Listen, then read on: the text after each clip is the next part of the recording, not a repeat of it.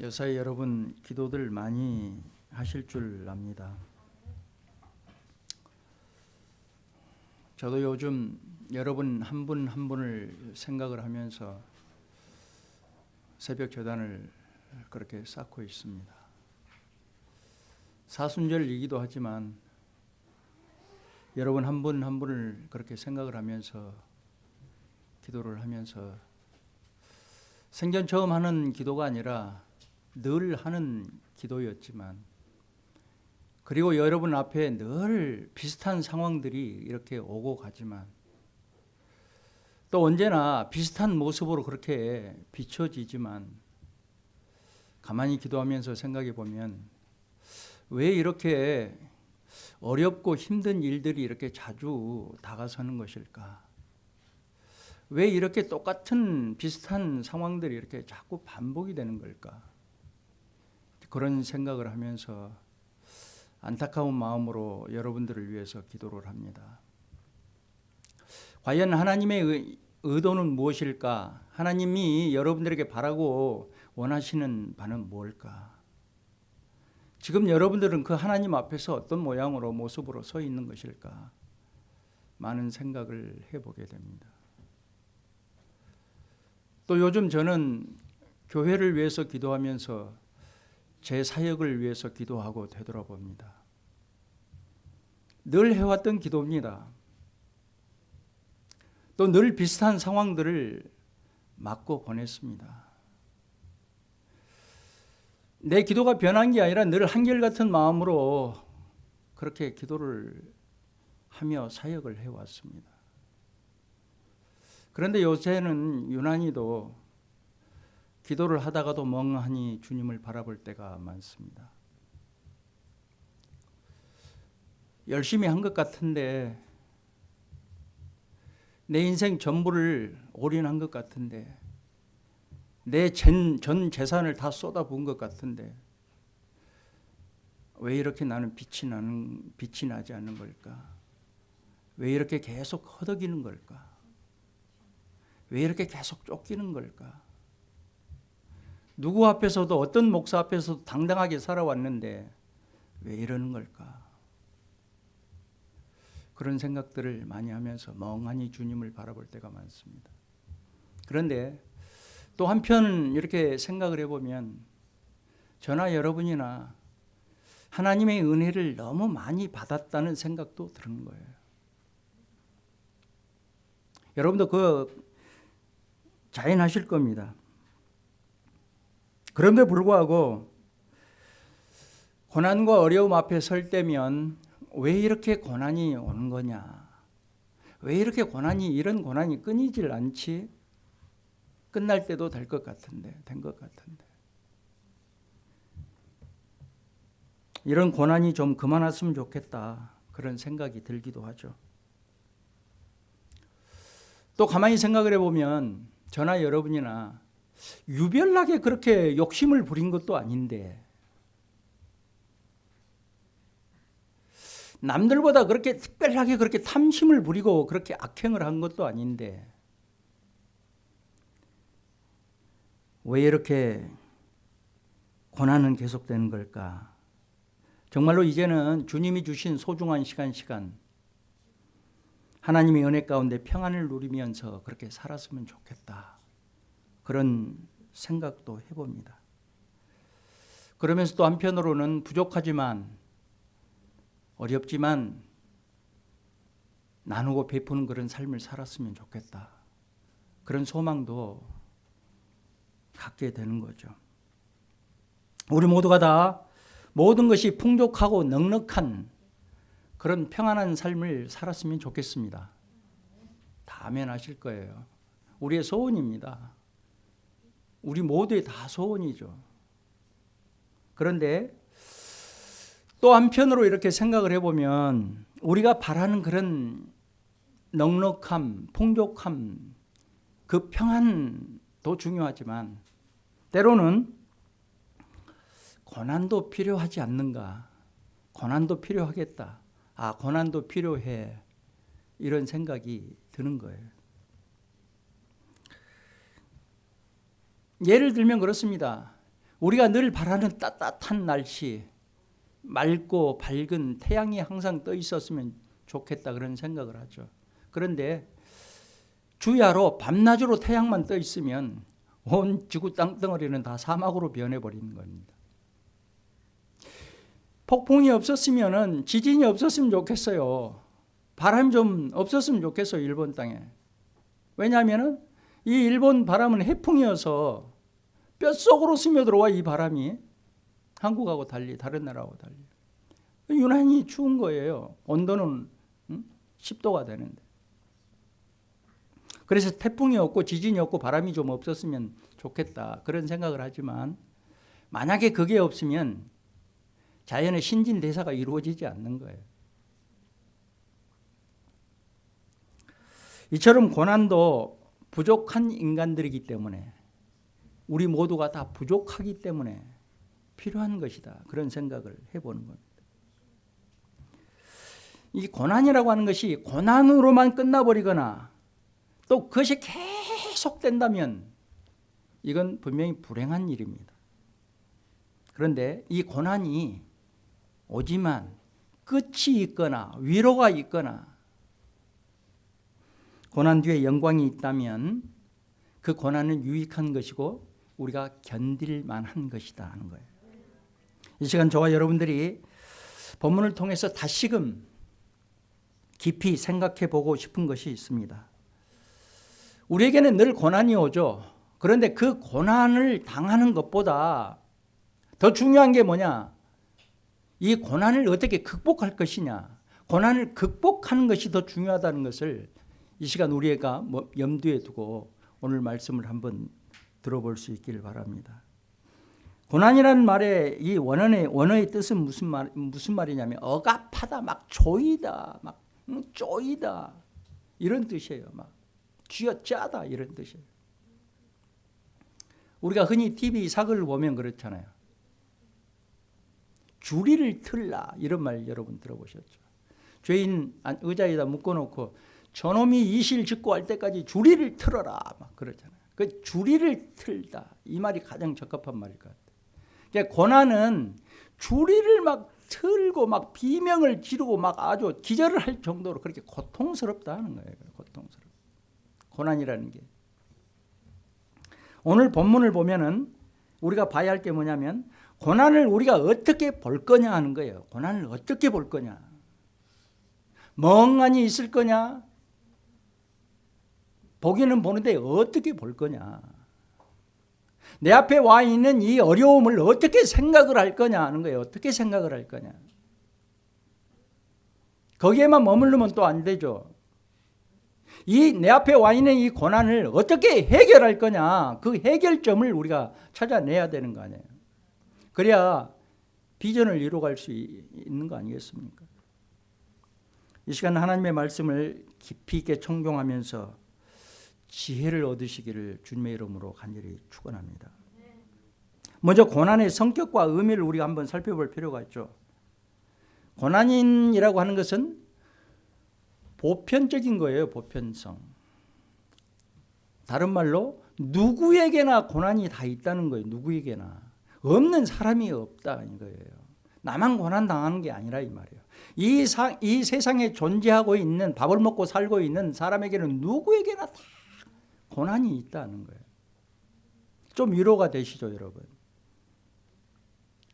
성경 속에서 찾아봐도 그렇습니다. 이 세상에 살고 있는 사람 아니라도 옛날에 죽었던 성경 속에 위대한 그 인물들도 다 한결같이 고난들이 있었어요. 대표적으로 예를 한번 들어본다면 모세는 하나님이 기뻐하신 사람이고 민족의 영웅이에요. 이스라엘 백성들이 그렇게 추앙했던 인물입니다. 그 사람도 고난이 있었어요. 여러분들이 잘 아시는 욥, 하나님이 인정한 의로운 사람이었어요. 의와 선을 행했던 사람이었어요. 그런데도 고난을 당했어요. 베드로도 고난을 당했고 훌륭한 사도 바울도 고난을 당했습니다. 그래서 우리는 왜 나만 이렇게 고난이 오냐, 자꾸 오는 걸까? 왜 반복이 되는 걸까? 왜 나는 이렇게 고난 속에 있는 걸까? 이 생각을 잠시 멈추고 오늘 이 말씀 속에 내 자신을 한번 비추어 봤어요.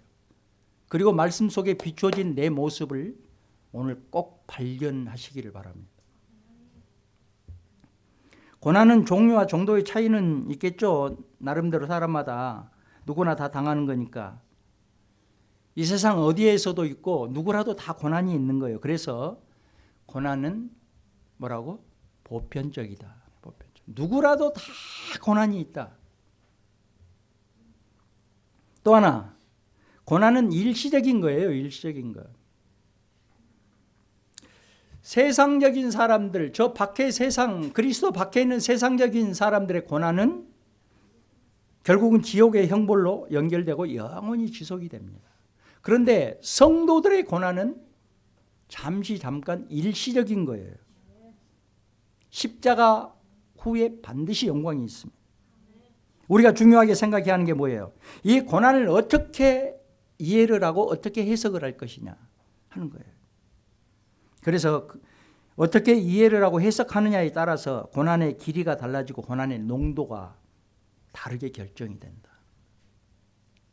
아멘이십니까?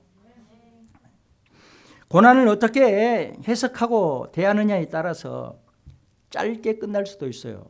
쉽게 끝날 수도 있어요. 그리고 순수한 고통이 될 수도 있어요. 아름답게 끝날 수도 있어요.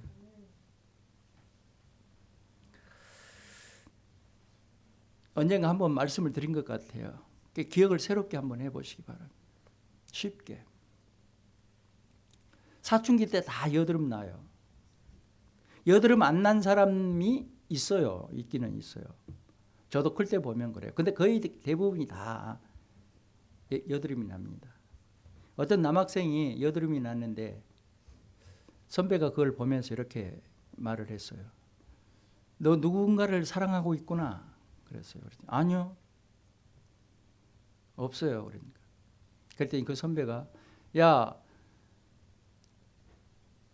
여드름도 잘라야 돼. 그러면서 너 여드름 이마에 나면은 누군가가 너를 사랑하는 거고 얼굴에 다른 데 나면은 네가 누군가를 사랑하는 거야. 작년에 우리 이민영 청년이 여드름이 났었어. 어디가 났는지 내가 잊어버렸는데 이마에 났었어? 아, 그래. 그래가지고 이 남학생이 그 선배의 말을 듣고 집에 가서 거울을 계속 보면서 주문을 외운 거예요. 어떻게 외웠냐? 기왕 여드름이 날 바에는 이마에 집중적으로 좀 나가라 하고 계속 주문을 했어요. 그러면서 자기 주문에 빠져가지고 계속 주문을 하다 보니까 어느 날 드디어 이마에가 조그맣게 여드름이 나기 시작해요. 그때부터 집에만 오면은 학교 끝나고 집에만 오면 가방을 내던져버리고 거울 앞에 앉아서 보면서 과연 누가 나를 사랑하고 있을까? 누가 나를 사랑하고 있을까? 이렇게 착각에 빠지기 시작했습니다. 그래서 날마다 부풀어 오르는 그 여드름을 만지작 하면서 그렇게 하다가 결국은 사고가 나고 말았어요. 어떤 사고가 났을까? 더럽고 이 더러운 손가락으로 닦지도 않고 계속 만지다가 그 여드름이 누렇게 골마가지고 터지고 피가 나고 아팠다. 이거 상처가 돼버린 거예요. 흔적이 생긴 거예요. 무슨 말 하려고 이런 얘기 하려고 그러냐면 작은 것도 잘못 다루면 화근이 된다 그 말이에요. 작은 것도 잘못 생각하고 잘못 다루면 화근이 된다. 과연 나는 내 인생을 지금까지 살아오면서 지금 살고 있으면서 정말로 작은 걸 내가 간과했을까? 한번 살펴봐야 되겠죠, 자신을. 다른 말로 하면 아무리 큰 고난도, 아무리 어려운 고난도, 힘든 고난도 바로 알고 바로 다루면 그 고난이 일시적으로 끝날 수 있다 하는 겁니다. 또 하나는 고난에는 반드시 의미가 있다는 거예요. 의미가 있어요. 여러분 고난의 의미를 발견해 보셨나요? 만약에 고난에 의미가 없다. 그러면 그 고난은 미안하지만 불행한 고난입니다. 그런데 의미가 있기 때문에 깨닫는 자에게는 유익이 있다는 거죠. 고난을 깨닫는 자에게는. 성도의 고난에는 의미와 가치가 있는 고난인데 구체적으로 어떤 유익이 있냐면은 고난이 닥쳐오면은 자기 스스로를 반성하게 돼요. 회개하게 됩니다. 아, 내게 지금 이 고난이 왔는데 내가 이래서 고난을 당하게 되는구나. 이래서 고난을 받게 되는구나. 자기 스스로를 성찰하고 반성하게 된다. 이게 좋은 유익의 기간인 거죠. 그러니까 자기 성장 성숙에 좋은 기회인 거예요. 또 하나는 뭐냐면 영적으로 정신 차리고 기도하게 돼요. 그래서 고난을 당하면 정신을 번쩍 차리고 기도하게 된다. 자기를 반성하고 기도하게 되는 거죠. 이걸 해야 되는 거죠. 이걸. 근데 고난 오면은 정신도 안 차리고 기도도 안 하고 다른 방법으로 해결하려고 열심히 뛰어다니고 그러면은 문제는 심각해지는 겁니다. 예를 한 사람 또 들어보겠습니다. 여러분이 잘 아시는 프란시스코. 주여 나를 평화의 도구로 써주옵소서. 그렇게 기도했던 사람. 그리고 실제로 그렇게 살았던 사람. 평화의 기도자 프란시스코. 이 기도가 어떻게 나왔는지를 소개를 합니다. 어느 날 굉장히 춥고 추운 겨울날 밤이 깊어서 이제 불을 끄고 막 잠을 자려고 침대에 누웠는데 누가 밖에서 문을 똑똑똑 두들려요. 그래서 누구지? 추우니까 바로 지금 이불 속에 들었으니까 일어나기도 귀찮고 짜증나고 그래서 기다려봤어요. 계속 두들리는 거예요. 그래서 누구야 이 밤중에 원래면 초저녁에 오지. 그리고 가서 문을 열었어요. 여는 순간 뒤로 기절할 뻔했습니다. 문둥병 환자가 와서 서 있는데 얼마나 흉측합니까? 그 문둥병 환자가 냄새까지 아주 징하게 나는데 와서 서 있는 거예요. 그래서 어떻게 오셨습니까? 그러니까 지금 밖이 정말로 춥고 내 몸이 얼대로 얼어버려서 곧 죽을 것 같은데 잠깐만 내 몸을 좀 녹이고 갈 수 있게 해주시면 감사하겠습니다. 나는 신앙인인데 안 돼 하고 문을 닫아버릴 수가 없는 거예요. 그래서라고 잠깐만 그럼 몸 녹이고 가시라고.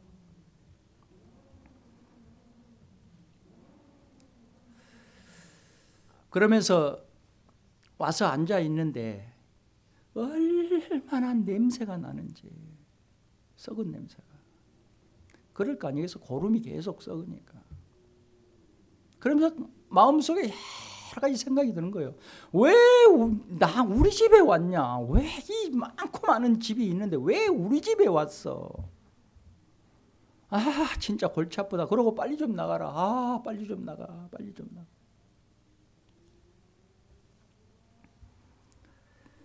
그러고 이제 정적이 흐르는데 마음속에 계속 나는 크리스찬이지, 나는 그리스도인이지, 나는 하나님의 자녀지, 그런 생각이 계속 드는 거예요.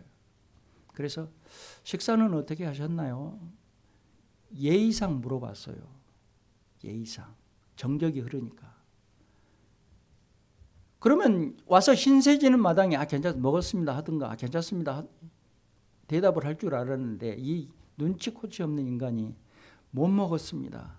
3일 동안 굶었더니 배가 등짝에 붙었습니다. 뭐 먹을 것 좀 없습니까? 속으로 괜히 말을 꺼냈네. 할 수 없어서 내가 뱉은 말 내가 책임져야지. 그러고는 가서 빵과 우유를 갖다 줬어요. 정신없이 먹어치웠죠.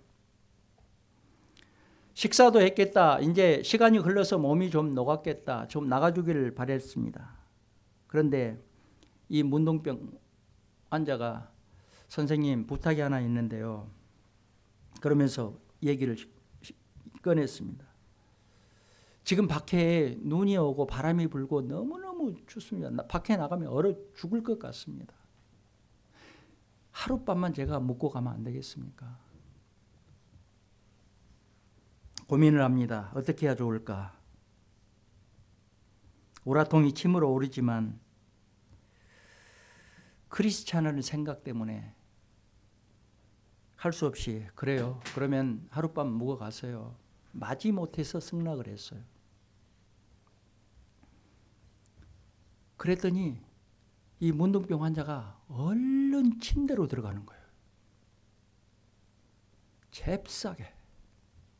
뭐라고 말을 말릴 수도 없는 상황 속에 들어가요. 화가 이마까지 나올라. 그래도 꼭 참았어요. 그래서 맨바닥에다 담요를 깔고 자려고 하는데 결정적으로 죽이고 싶을 정도로 황당한 요구를 합니다. 문둥병 환자가. 선생님, 침대에 이불을 덮고 누워 있어도 내 몸이 녹지가 않습니다. 외람된 말씀이지만 선생님은 하실 수 있다라고 생각이 들어서 부탁을 드립니다. 선생님 체온으로 내 몸을 좀 녹여주시면 녹을 것 같습니다. 부탁드립니다. 여러분은 어떻게 하실 수 있을 것 같아요? 도저히 할 수 없는 일이잖아요. 그때 머리가 꽉 차게 생각이 듭니다. 너는 크리스찬이야. 너는 하나님의 아들이잖아. 머리를 흔들어대지만 그 생각에서 벗어날 수가 없는 거예요. 한참을 헤매다가 알겠습니다 하고 옷을 벗어요. 실오라기 하나 걸치지 않고 그 문둥병 환자를 껴안고 누웠습니다. 얼마나 냄새가 나는지, 징그러운 것은 흉악한 건 둘째치고 얼마나 냄새가 나는지 이를 갈고 참고 있다가 어느샌가 잠이 들었어요. 잠이 들고 꿈속에서 주님이 환하게 웃고 다가서셨습니다. 프란시스코야, 나는 네가 사랑하는 예수란다. 너는 정말로 선을 행하고 있구나. 하늘에서 네 상이 클 것이다. 아, 주님, 저는 주님 앞에 한 것이 없습니다. 너무나도 부족한 종입니다. 아니야, 착하고 충성된 내 종아, 네 상급이 굉장히 클 거야. 이렇게 막 주님과 대화를 하다가 잠이 퍽 깼어요. 깨서 보니까 어느덧 날이 밝았습니다. 그래 옆을 보니까 이 문둥병 환자가 온데간데 없어져 버렸어요. 그리고 그렇게 악취를 풍기던 그 냄새가 사라지고 그 침대에서 세상에 향기가 나기 시작했어요. 프란시스코는 무릎을 꿇고 기도를 합니다. 하나님, 부족한 이 종에게 주님이 오셨었군요. 그러면서 지난 밤에 그 문둥병 환자를 대했던 자기 마음 다 회개를 하기 시작합니다. 내가 조금만 더 친절했더라면, 내가 또 조금만 더 자원하는 심정으로 그렇게 임했더라면 당연히 회개가 되겠죠. 당연히.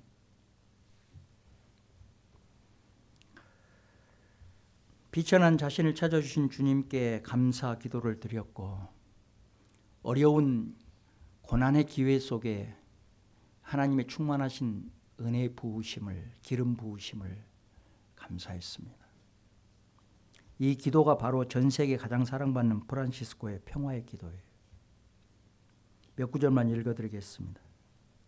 주님, 저를 평화의 도구로 써주옵소서. 이 프란시스코는 고난 속에서 진리를 발견한 거예요. 자기 인생의 해결책을 얻어버린 거예요. 미움이 있는 곳에 사랑을, 다툼이 있는 곳에 용서를, 분열이 있는 곳에 일치를, 절망이 있는 곳에 희망을, 슬픔이 있는 곳에 기쁨을 가져오는 자 되게 하소서. 위로받기보다는 위로하며 이해하기보다는 이해하며 사랑받기보다는 사랑하게 하여 주옵소서. 이런 유명한 평화의 기도를 이렇게 하게 됐습니다. 오늘날 우리는 프란시스코의 그 위대한 업적이라고 그럴까, 그 훌륭한 마음을 이어받고 우리도 이렇게 기도를 되뇌이게 되죠. 그리고 남에게도 카톡을 통해서 기도문을 보내기도 합니다. 그러면 과연 나는 지금 모습은 어떤가? 나는 어떤 결단을 하고 어떤 선행을 하고 있는가? 내 자신을 한번 살펴봐야 되겠죠. 내 자신을.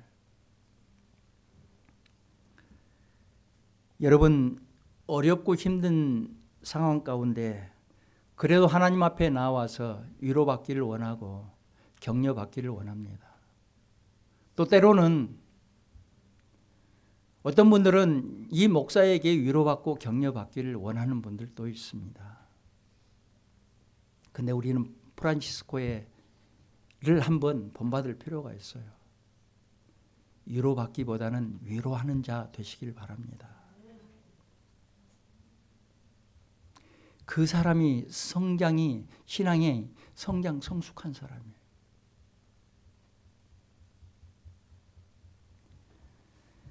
고난은 우리를 성숙한 사람으로 자라게 하는 거예요. 고난은 우리로 하여금 깨닫게 해줍니다. 그래서 고난이 유익한 거예요.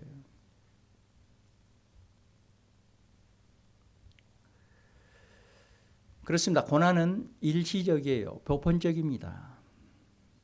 깨닫는 은혜를 주십니다. 자, 그렇다면 우리가 고난 속에서 주님이 말씀하신 바 깨닫는 은혜를 갖고 위로를 받아야 할 텐데, 우리 5절에 보면 하나님이 이렇게 말씀하셔요.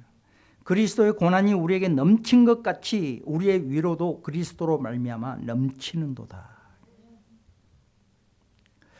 고난은 고난으로 끝나는 것이 아니라 위로가 뒤따른다는 거예요. 위로가.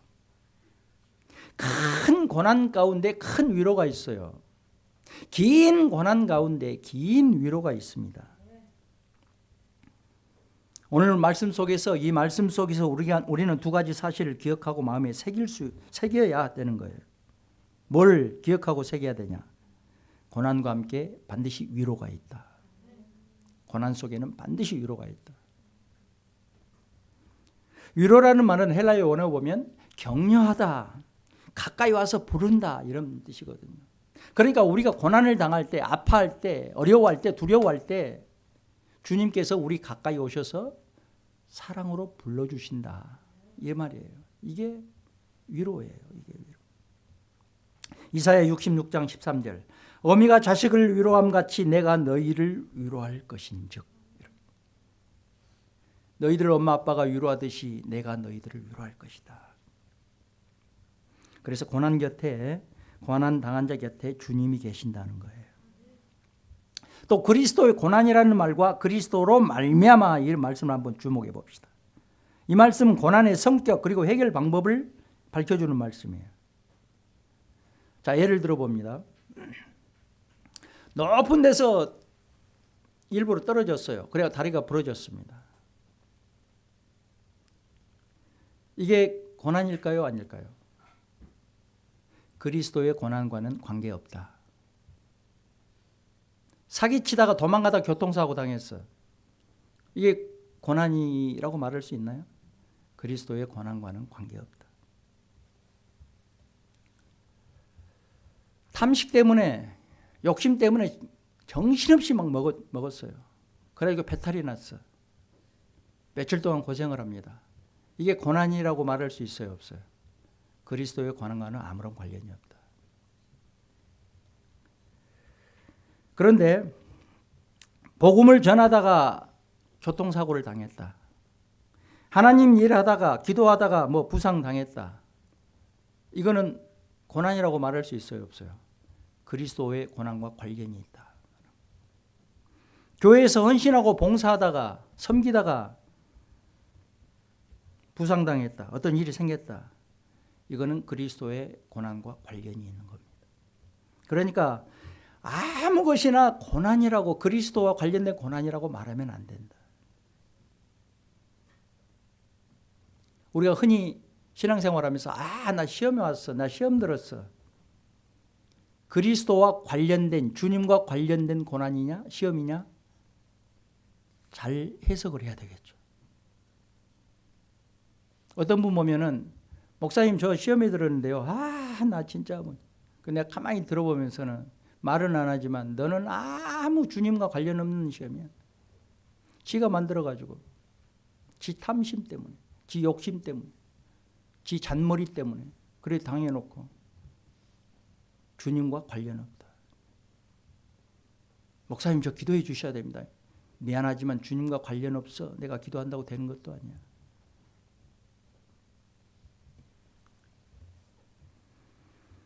또 하나 중요한 것이 뭐냐면 그리스도로 말미암아 위로가 넘친다는 거죠.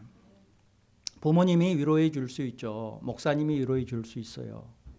동료가 위로해 줄 수 있습니다. 친구가 옆에서 위로해 줄 수 있어요. 그런데 인간이 하는 위로는 한계가 있습니다. 한계가.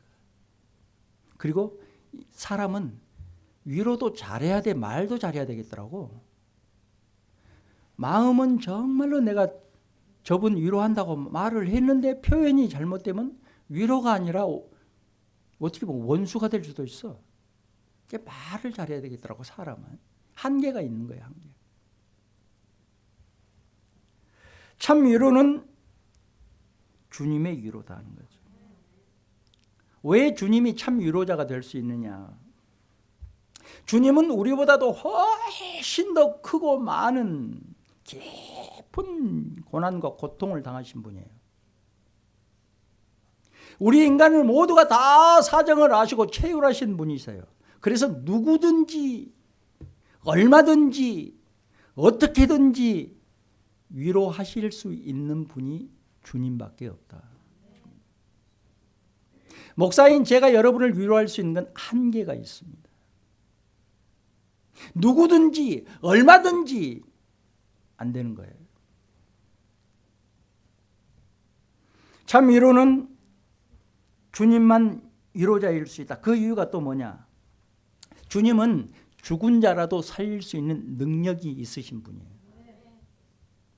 위로도요, 능력이 있어야 돼요. 능력이 없으면 위로도 위로를 못 받아. 능력이 없는 사람이 와서 뭐라 그러면. 능력이 있어야 돼요. 어떤 능력이든 능력이죠. 돈이 많든지 선하든지 기도를 많이 하든지 신실하든지 똑바르게 살든지 뭔가가 능력이 있어야 되는 게 능력이. 비실비실 해가지고 와서 위로한다 그러면 그 위로 안 받아들입니다. 주님 말씀하시잖아요. 마르다하고 마리아를 위로하시기 위해서 주님이 능력을 행하시잖아요. 나사로야 나와라 하고 말씀하시잖아요. 그래서 나사로가 딱 살아나잖아요. 나사로를 살리시는 것도 목적이었지만 마르다와 마리아를 위로하시기 위함이었어요. 능력 있게 위로하시니까 위로를 받잖아요. 두려워 말라, 놀라지 말라, 내가 너를 도울 것이다, 나한테 맡겨, 이렇게 말씀하실 수 있고 그 말씀하시는 대로 이루실 수 있는 분이 주님이다. 그래서 주님이 진정한 위로자가 될 수 있다는 거예요. 지금 여러분 고난 당하신 분 계십니까? 고통스러운 분 계셔요. 나한테는 왜 이렇게 고난이 이렇게 자주 오지? 아니 나한테 왜 이런 고난이 오지? 그런 분 계셔요. 그런 분 계시다면 이 기회가 주님을 만날 수 있는 절호의 찬스라는 것을 기억을 하시고 무릎을 팍 꿇으시기 바랍니다. 그러면 주님을 만날 수 있어요. 주님을 만나면 위로가 되고 해결책이 나오는 겁니다.